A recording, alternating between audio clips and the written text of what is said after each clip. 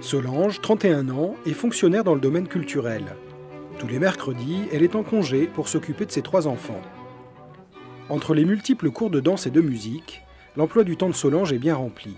D'autant plus qu'elle donne également une large place à sa vie spirituelle.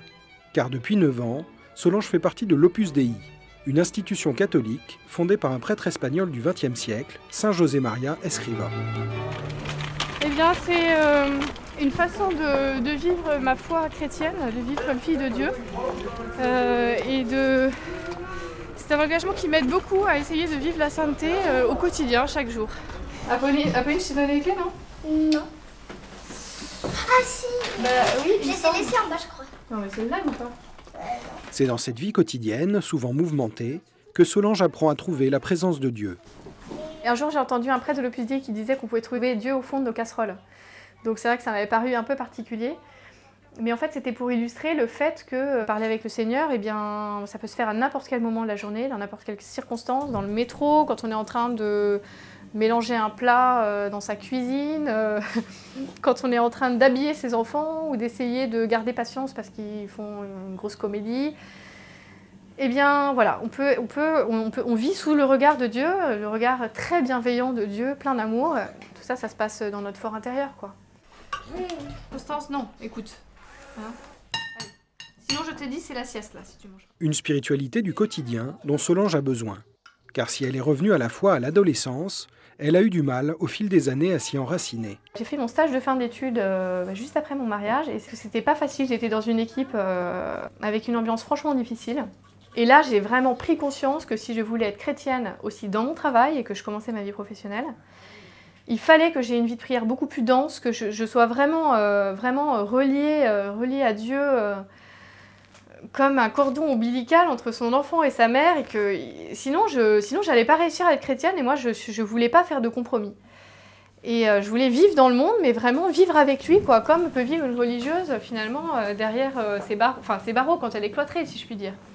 Et ça, c'est vraiment l'Opus Dei qui m'a aidée à pouvoir vivre ma vie comme ça, à faire cette unité de vie entre ce que je désirais, ce que je ressentais comme appel, et ce que je pouvais vivre au quotidien chaque jour. Mais le chemin proposé par l'Opus Dei est exigeant. Tous les jours, Solange prend 1 heure de prière d'oraison, prie le chapelet et participe à la messe quand c'est possible. J'ai une dévotion particulière pour Sainte Philomène, donc je vais toujours la voir.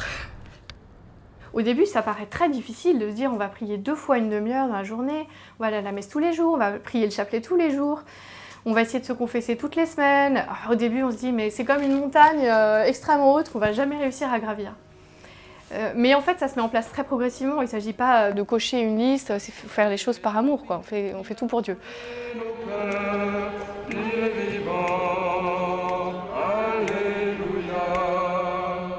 Si la prière est le cœur de la vocation de l'Opus Dei, la formation et l'accompagnement spirituel la complètent. Chaque semaine, Solange retrouve d'autres femmes pour ce qu'elles appellent le cercle.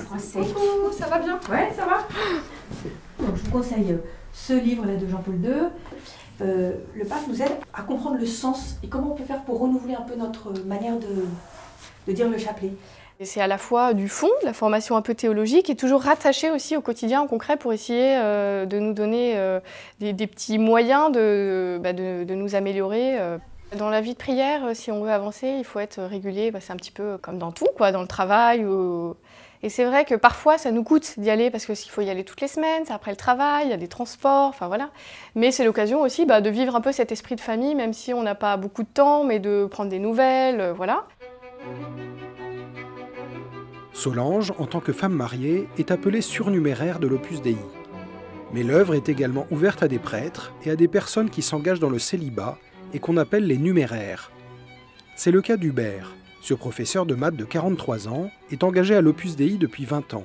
En plus de son travail, il dirige bénévolement le club Fennec, qui propose un accompagnement scolaire et des activités pour les garçons. Nous vivons la même vocation que les autres membres de l'œuvre qui sont mariés, mais avec la disponibilité en plus. Je reconnais que si j'étais marié et que j'avais des enfants, ils seraient ma priorité. et je n'aurai pas le temps de m'occuper de tous les jeunes qui viennent participer à nos activités, de leur consacrer du temps, de prier pour eux. Car pour Hubert, s'occuper des jeunes est une véritable vocation.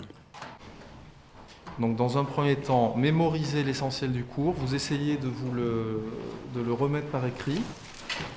Le travail n'est pas un obstacle pour rencontrer Dieu. Les heures passées au travail ne sont pas un obstacle. C'est donc pas du temps enlevé à la prière ou à la communion avec Dieu. Mais c'est un moyen au contraire où je retrouve Dieu parce que je suis uni à lui pendant que je travaille. Et ça, pour moi, ça a été vraiment une découverte ahurissante.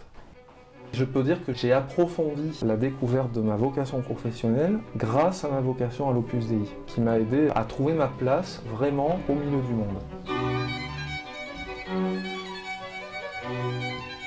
Hubert participe chaque semaine à un conseil d'hommes au siège parisien de l'Opus Dei. Organisé parallèlement à un conseil de femmes, numéraires et prêtres se rassemblent autour de Monseigneur de Rochebrune, le responsable de l'Opus Dei pour la France, afin d'organiser la vie de l'œuvre. Envoie ton esprit et tout sera créé. Et tu renouvelleras la face de la terre.